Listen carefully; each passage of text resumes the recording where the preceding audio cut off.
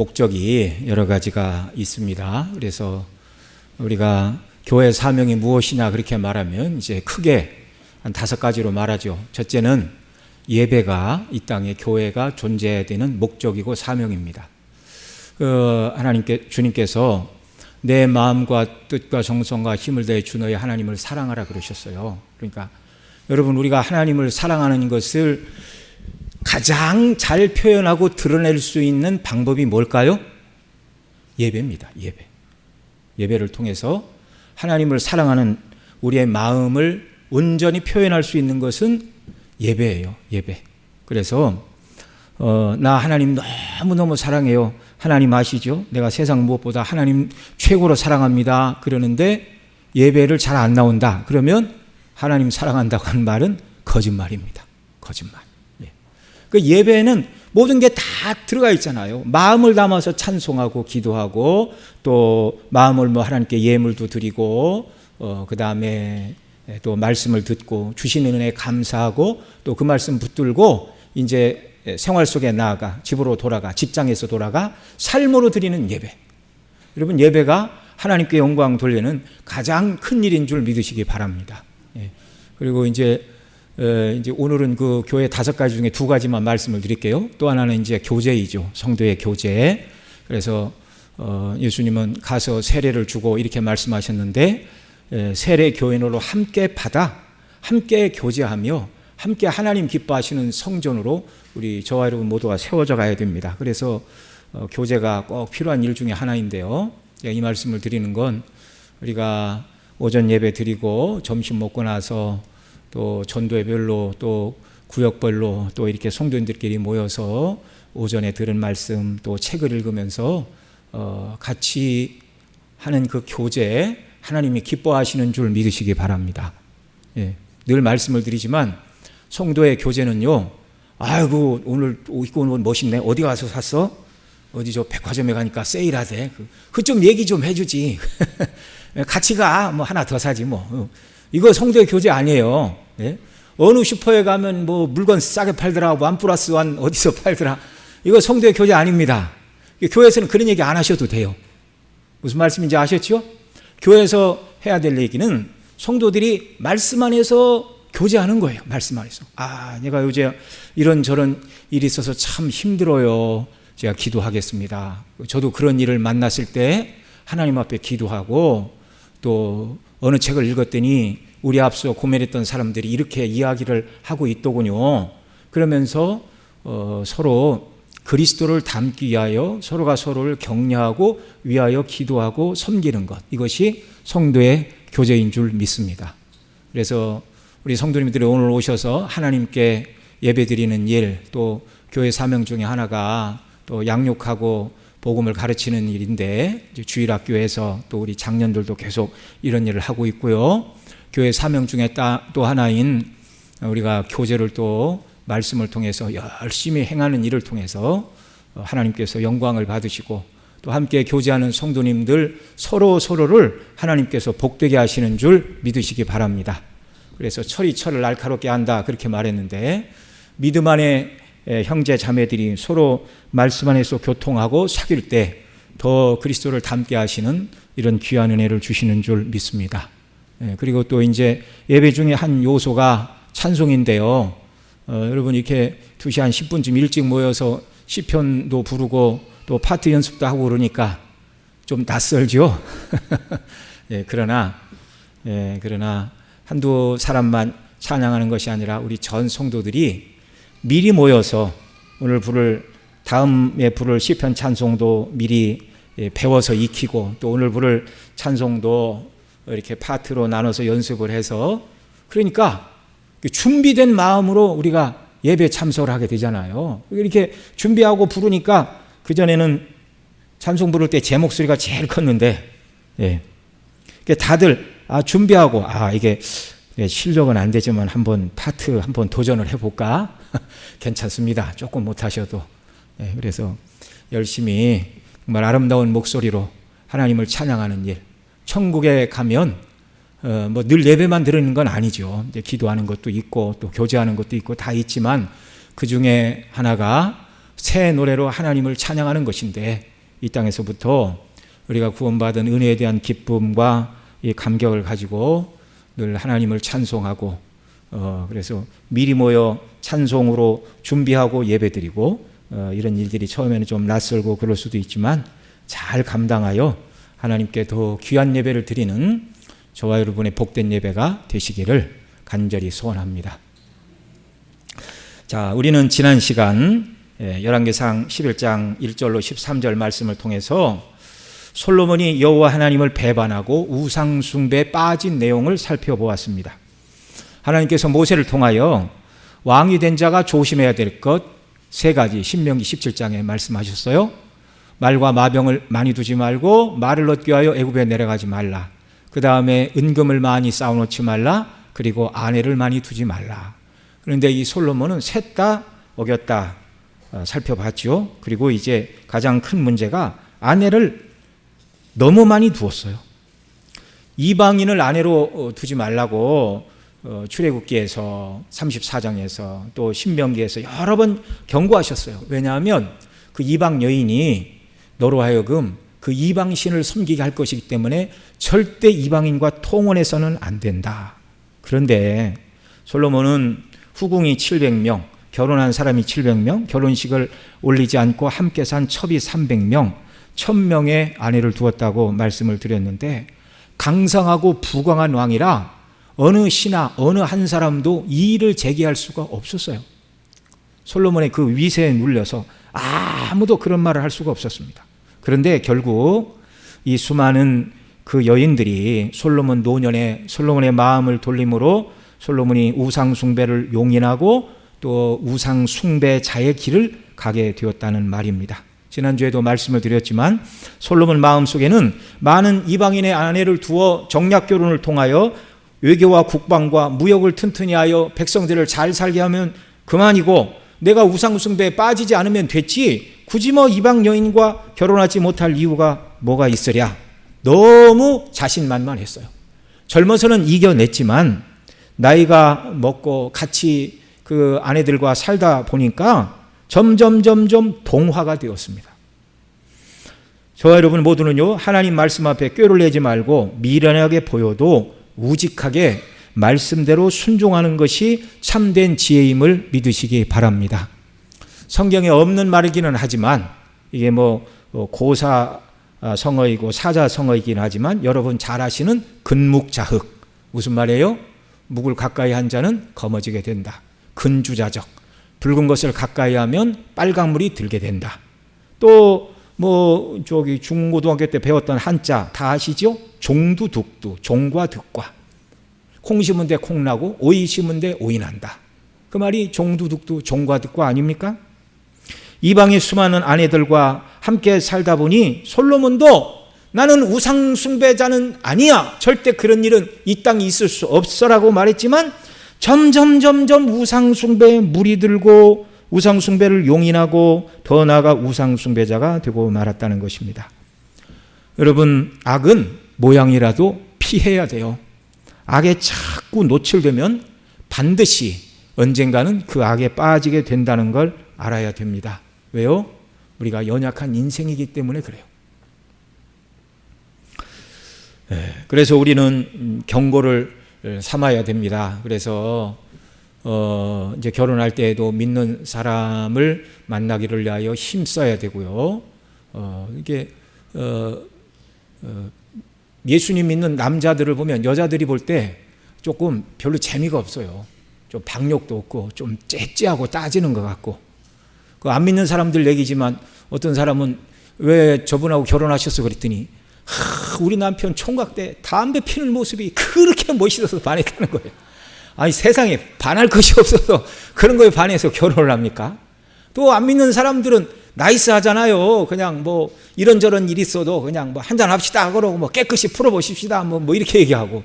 근데 그리스도인들은 뭐 사소한 게 있어도 이게 싸우면 잘 안 풀어요. 그래서는 안 됩니다. 그리스도 안에서.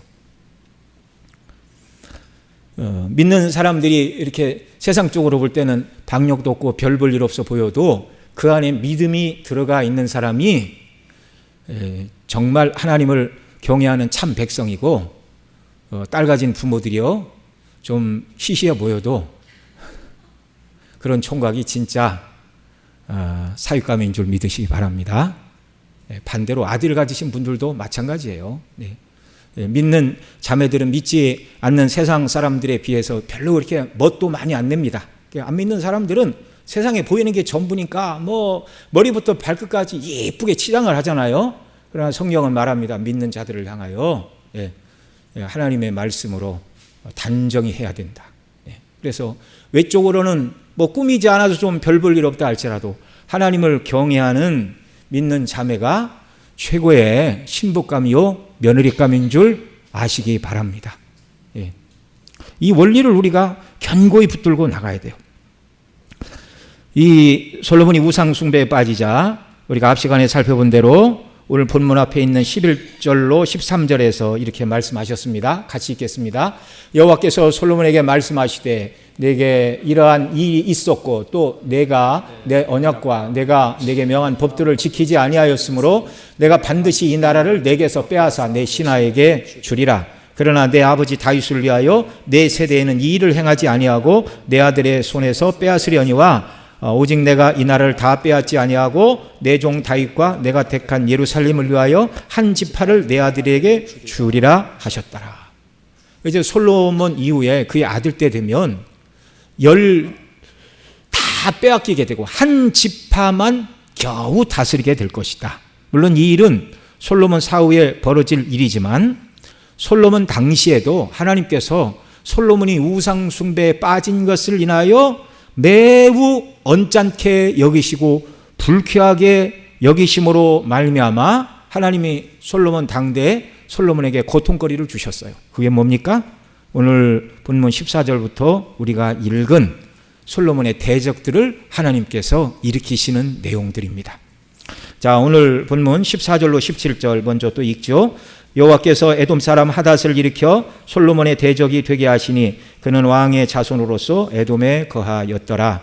전에 다윗이 에돔에 있을 때에 군대 지휘관 요압이 가서 죽임을 당한 자들을 장사하고 에돔의 남자들을 쳐 죽였는데 요압은 에돔의 남자를 다 없애기까지 이스라엘 무리와 함께 6달 동안 그곳에 머물렀더라.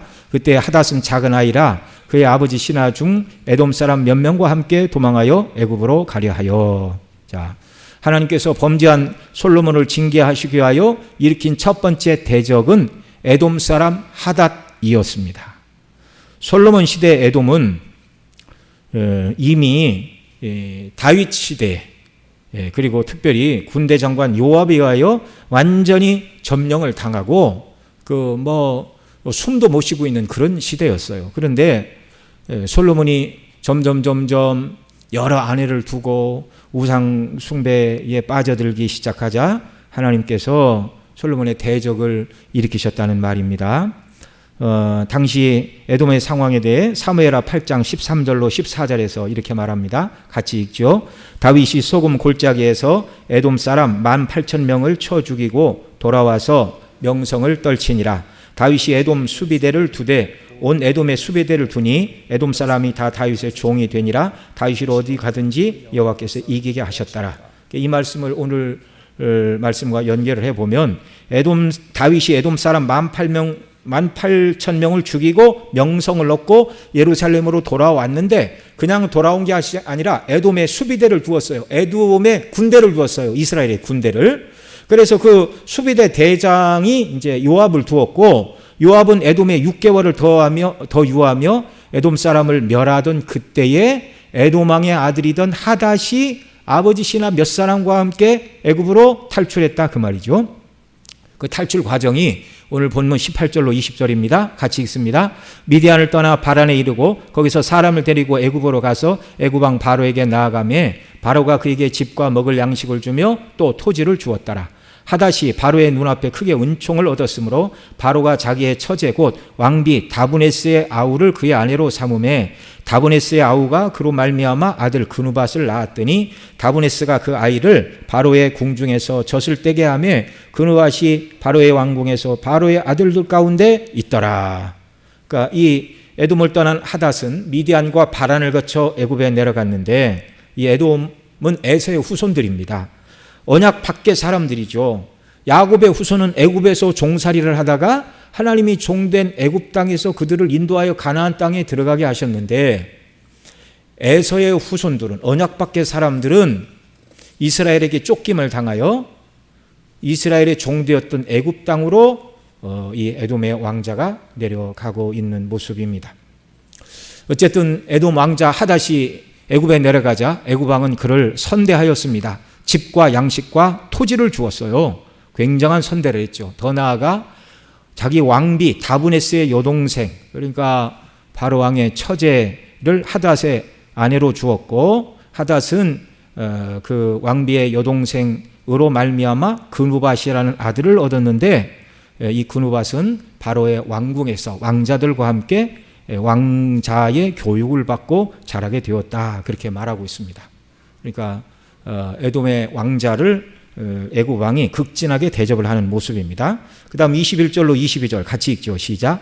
하닷이 애굽에 있어서 다윗이 그 조상과 함께 잔 것과 군대 지휘관 요압이 죽은 것을 듣고 바로에게 아뢰되 나를 보내어 내 고국으로 가게 하옵소서. 바로가 그에게 이르되 내가 나와 함께 있어 무슨 부족함이 있기에 내 고국으로 가기를 구하느냐. 대답하되 없나이다. 그러나 아무쪼록 나를 보내옵소서 하였더라.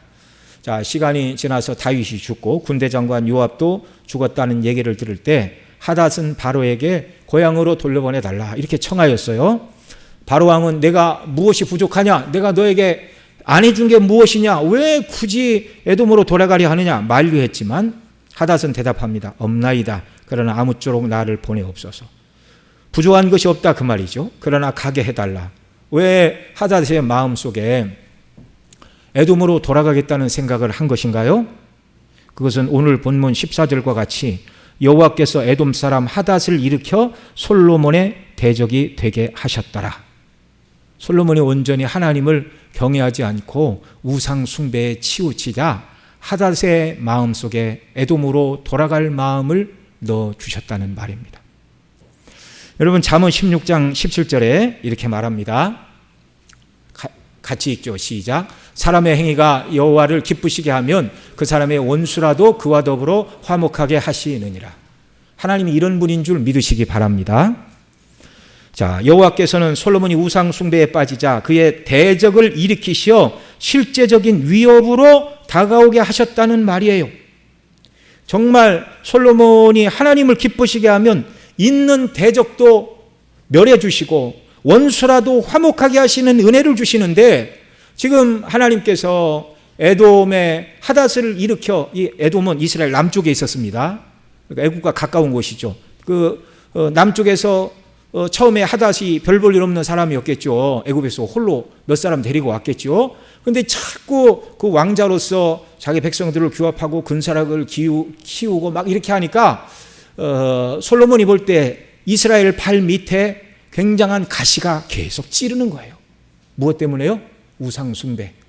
하나님을 경외하지 않았더니, 사람의 행위가 여호와를 기쁘시게 하면 그 사람의 원수와 더불어 화목하게 하시는 하나님이신데, 그 행위가 하나님을 기쁘시게 하지 않고 우상 숭배를 하고 하나님 미워하시는 일을 하자 하나님이 솔로몬을 위하여 대적을 일으키셨다는 말입니다. 여러분, 우리가 하는 일마다 막히고 때로 나를 괴롭게 하고 대적들이 나타나면 둘 중에 하나예요. 첫째는 하나님께서 나를 연단하시기 위하여 주시는 어려움일 수 있습니다. 이런 어려움을 받은 사람이 성경에 보면 요셉, 모세, 다윗 이런 사람들이에요. 그러니까 잘못이 없고 하나님의 뜻대로 순종하려 한다 할지라도 때때로 어려움은 온다고요? 안 온다고요? 온다고요. 그러나 믿음으로 견고히 서 있는 사람들은 그런 어려움이 올 때 낙심하고 좌절하지 않습니다.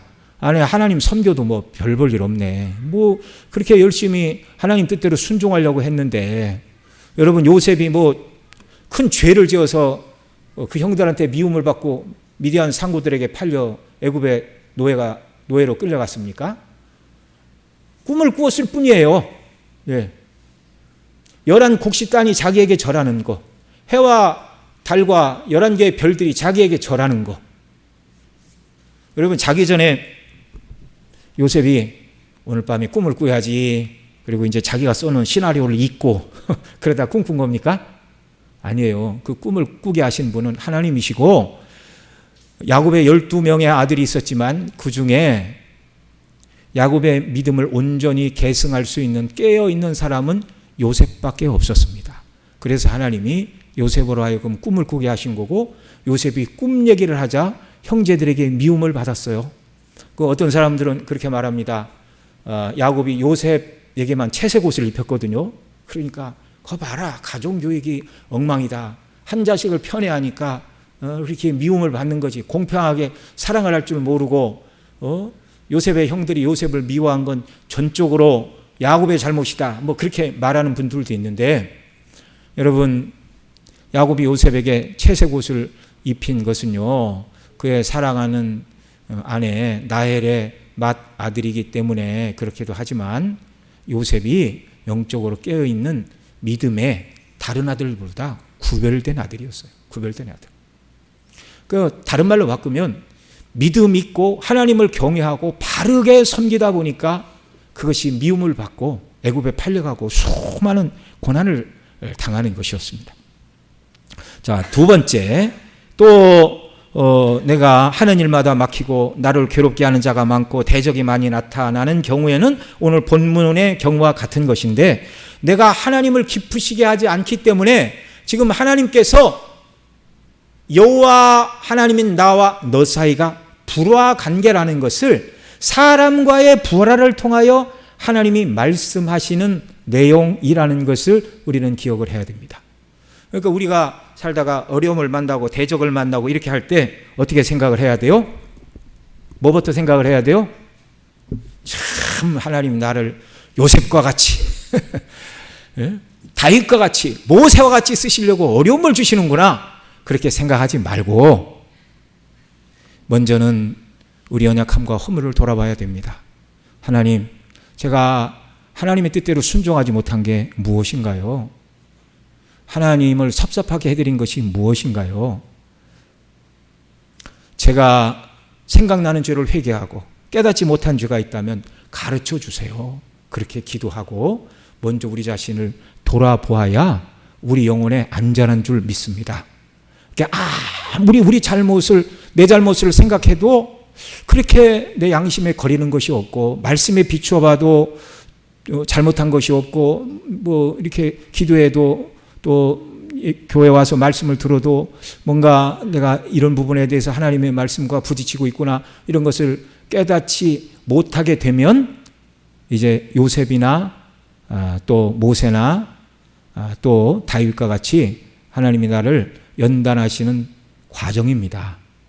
자기를 잘 살펴보고, 그런 어려움이 없음에도, 잘못이 없음에도 불구하고 어려움이 오면 하나님 주신 연단을 잘 감당할 수 있도록 내게 긍휼과 은혜를 베풀어 달라고 계속 그리스도를 바라보고 은혜를 간구해야 됩니다.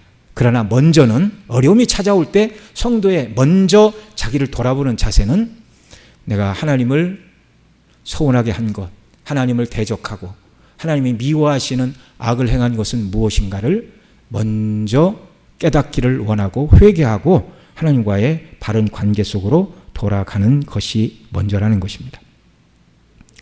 솔로몬은 하닷이, 에돔왕 하닷이 자기의 발밑에서 자기를 괴롭게 할 때 그것으로 교훈을 얻지 못했어요. 하나님과 불화관계에 있다는 것을 생각하지 않고 그저 강력한 군사력으로 밀어붙이기만 했습니다.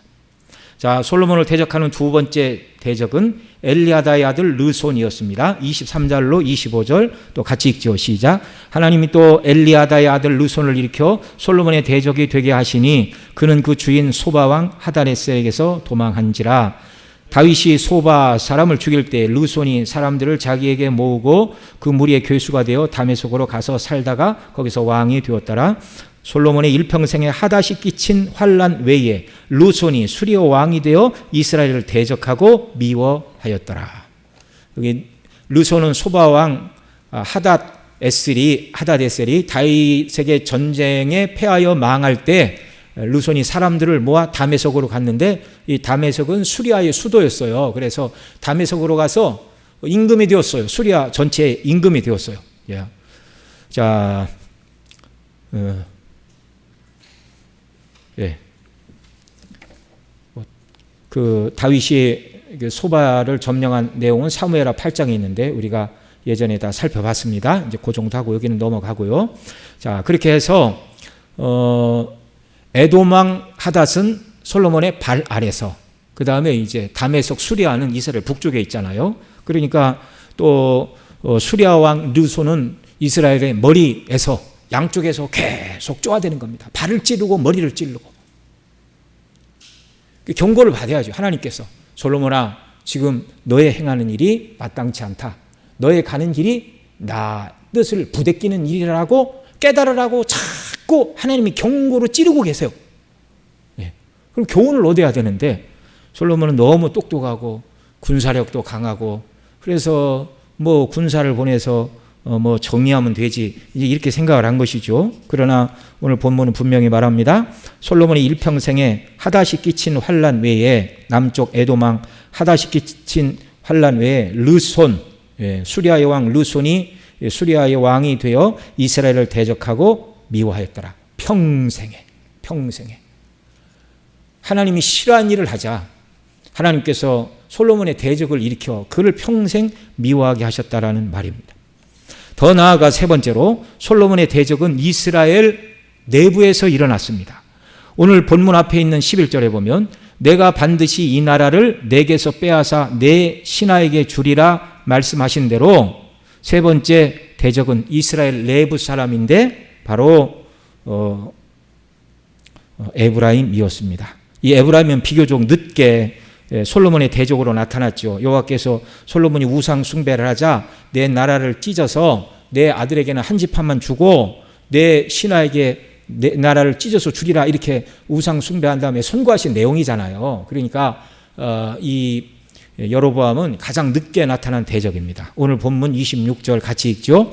솔로몬의 신하 느밧의 아들 여로보암이 또한 손을 들어 왕을 대적하였으니 그는 에브라임 족속인 스레다 사람이요 그의 어머니 이름은 수르아니 과분이라. 그다음 27절 28절 또 읽습니다. 그가 손을 들어 왕을 대적한 까닭은 이러하니라. 솔로몬이 미룰로를 건축하고 그의 아버지 다윗의 성읍이 무너진 것을 수축하였는데 이 사람 여로보암은 큰 용사라. 솔로몬이 이 청년의 부지런함을 보고 요셉 족속의 일을 감독하게 하였더니, 그러니까 이 여로보암은 솔로몬에게 있어서 충성된 일꾼이었어요. 너무 일을 잘해서 요셉 족속은 한두 지파가 아니잖아요. 에브라임, 므낫세 지파, 므낫세는 양쪽에 있었어요. 요단강을 두고 므낫세 반 지파가 동쪽에, 나머지 반 지파는 서쪽에, 므낫세 지파 아래 에브라임 지파, 이게 다 요셉 지파잖아요. 그 많은 요셉 지파를 감독하는 감독관으로 세웠어요.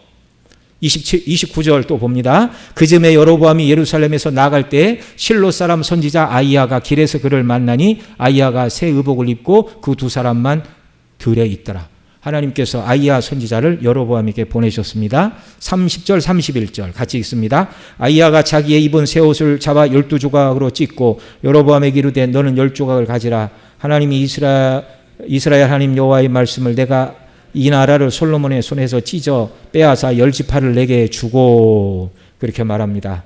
솔로몬에게 말씀하신 대로 솔로몬 사후에 르호보암에게는 한 지파만 주시고 여로보암에게는 10조각의 옷이 해당하는 10지파를 주신다, 이렇게 말씀해 주셨어요.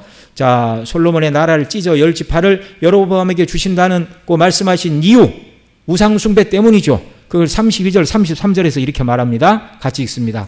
오직 내 종 다윗을 위하고 이스라엘 모든 지파 중에서 택한 성읍 예루살렘을 위하여 한 지파를 솔로몬에게 주리니 이는 그들이 나를 버리고 시돈 사람의 여신 아스다롯과 모압의 신 그모스와 암몬 자손의 신 밀곰을 경배하며 그의 아버지 다윗이 행함같이 갖지 아니하며 내 길로 행하지 아니하며 나보기에 정직한 일과 내 법도와 율례를 행하지 아니함이니. 우상 숭배를 하고 여호와의 율법을 버렸다는 겁니다. 그래서 여호와께서 여로보암에게는 10지파를 주시고 다윗 때문에 솔로몬 후손에게는 한 지파만 주시겠다. 사실은 다 빼앗으셔도 할 말이 없어요. 사울왕처럼 솔로몬의 가문을 멸문지화를 시켜도 할 말이 없는데 하나님이 다윗과 맺으신 언약 때문에 그렇게 하지 않으신다, 이렇게 말씀하십니다. 37절로 39절 또 읽습니다. 내가 너를 취하리니 너는 내 마음에 원하는 대로 다스려 이스라엘 왕이 되되 내가 만일 내가 명령한 모든 일에 순종하고 내 길로 행하며 내 눈에 합당한 일을 하며 내 종 다윗이 행함같이 내 율례와 명령을 지키면 내가 너와 함께 있어 내가 다윗을 위하여 세운 것 같이 너를 위하여 견고한집을 세우고 이스라엘을 내게 주리라. 여로보암에게 하나님께서 아히야 선지자를 통하여 두 가지 당부하셨어요.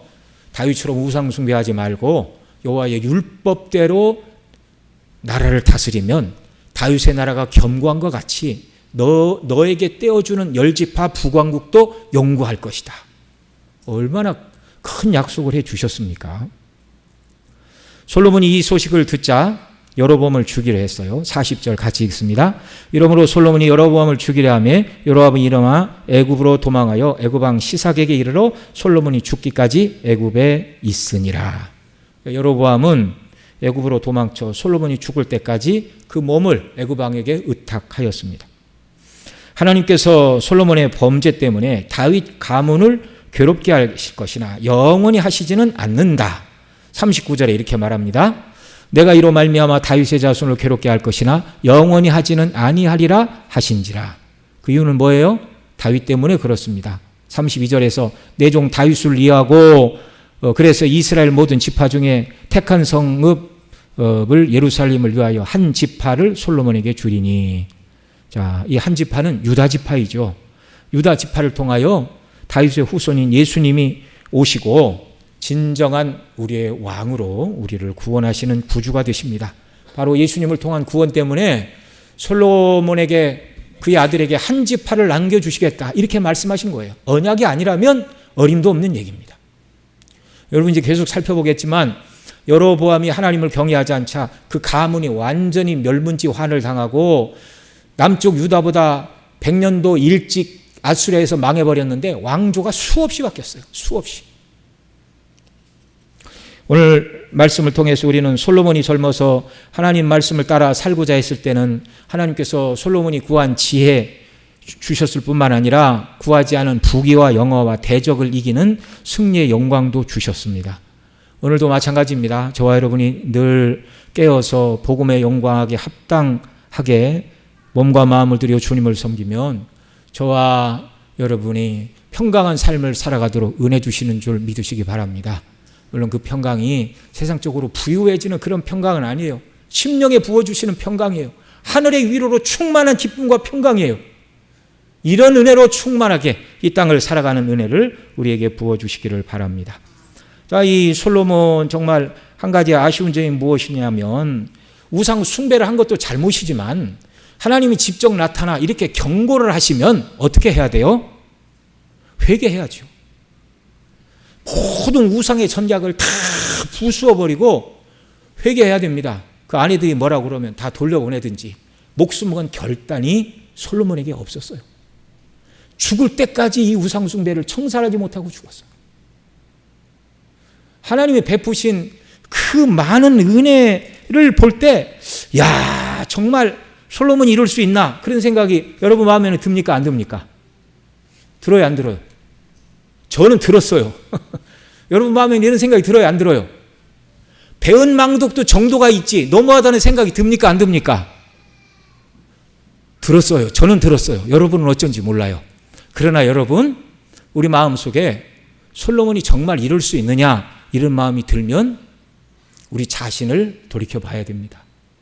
하나님 뭐라고 그랬어요? 하나님보다 더 사랑하는 것이 우상이라고 말씀하셨습니다. 마태복음 6장 24절 이하에서 한 사람이 두 주인을 섬기지 못하나니 혹 이를 미워하고 저를 사랑하거나 혹 이를 중히 여기고 저를 경히 여김이라 너희가 하나님과 재물을 겸하여 섬기지 못하느니라. 하나님은 두 주인을 용납하지 않으십니다. 하나님과 재물로 표현되는 세상. 우리가 하나님을 잘 섬기는 이유가 하나님을 잘 설득해서 세상에서 내가 원하는 것을 얻으려고 하면 하나님을 섬기는 거예요. 하나님을 내 심부름꾼으로 삼아 세상을 얻고자 하는 거예요.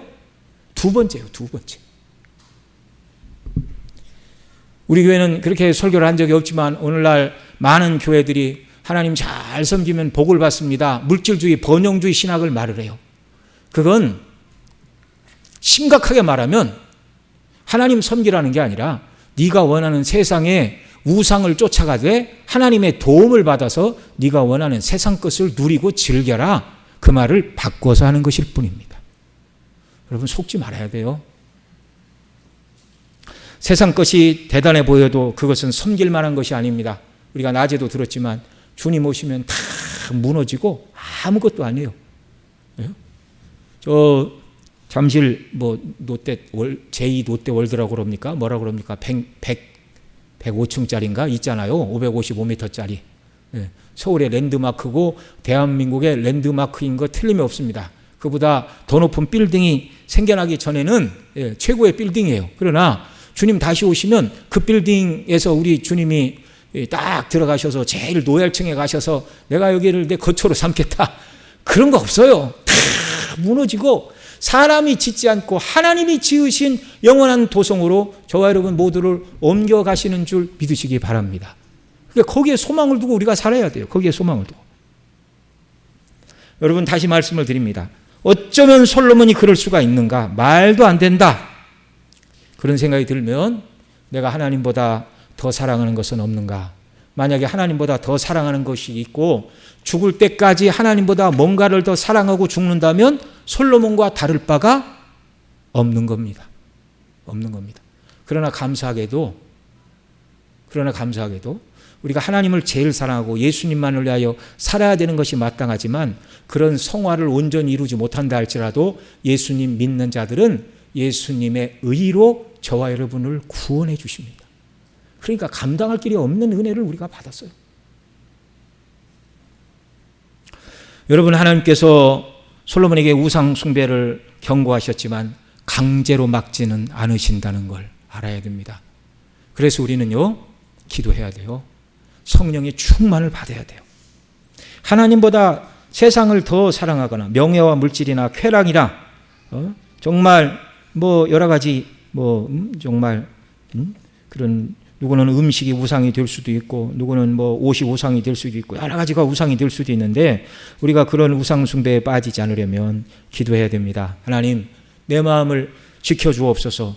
하나님보다 더 사랑하는 것이 없게 해주시고 내 눈을 열어 우리가 받은 구원의 영광을 온전히 깨닫고 장차 들어가게 될 천국의 영광의 소망으로 충만하게 하여 주옵시고 죄의 유혹이 밀려올 때마다 말씀과 성령으로 이기는 자가 되게 해달라고 날마다 기도하고 하나님이 기뻐하시는 모습으로 순종하며 살아가고 정말 하나님 나라에 넉넉히 들어가 칭찬받고 상급받는 저와 여러분 모두가 되시기를 소원합니다.